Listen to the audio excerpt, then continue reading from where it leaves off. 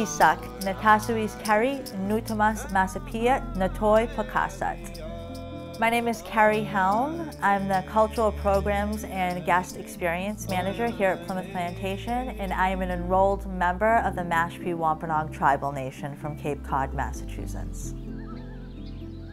My name is Darius Coombs, Mashpee Wampanoag, that's my nation of people, and I'm the Director of Wampanoag and Algonquin Interpreter Training here at Plymouth Plantation. Wampanoag means people of the white light. And the reason being is our territory extended all the way to the tip of the Cape, and we're the first to see the sun. The Northeast, before contact with Europeans, I think a lot of people have it in their mind that it was kind of untouched, pristine wilderness. We did practice cultivation of crops, so we were slashing and burning from the shore to a mile inland before the old growth forest would start. There were several tribes in what's now known as Massachusetts. There were the Wampanoag people, my people, on the east coast of Massachusetts. And then in central Massachusetts, you also had the Nipmuc and the Pawtuxet. There's probably over 1,000 different indigenous nations, and Wampanoag is just one. And what makes us similar is how we think about life. So we respect all forms of life, including human, of course. They say the codfish are so thick around here that you can walk right across their backs to the tip of Cape Cod. They say we have so much lobster around here, you can walk down the beach at low tide and pick lobster off the beach. Before the Mayflower arrived in 1620, my ancestors had almost 100 years of recorded contact with European people. The first person to record interaction with Wampanoag people was Giovanni de Verrazzano.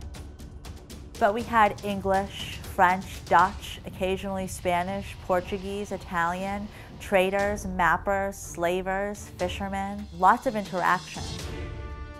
When they started interacting with different groups of Europeans, it was wave after wave of pathogens and infectious disease that swept through. The 1616 to 1618 plague, we believe, was brought by French fur traders up in Maine, and it swept very quickly down the coast, all the way to Narragansett Bay where it stopped. Pawtuxet means place of the little falls in my language, and that's for all the natural springs. It's located in what's now called Plymouth, Massachusetts. It was one of the largest of our original 69 communities because of all the natural springs, so we think there was about 2,000 people living there. Unfortunately, those people were hardest hit by the plague of 1616 to 1618. So by the time the English settled here in 1620, there was no one living here. This is where the colonists first landed in December of 1620. We were used to people coming over, but we weren't used to people coming over and staying, and people bringing women and children and building homes.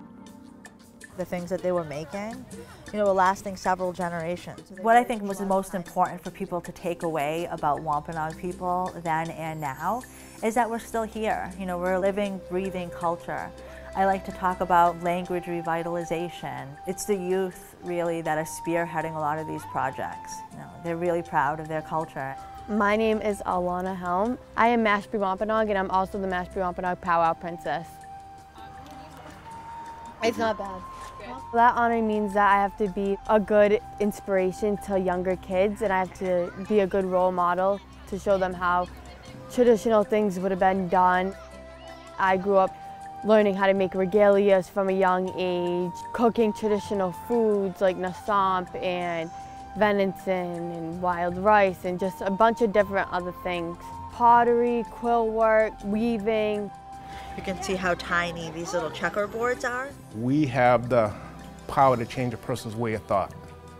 As they come into the museum here, they might be thinking one way about Wampanoag people, or they might be thinking another way about the colonists. And when they leave here, it might be different. So we are empowered.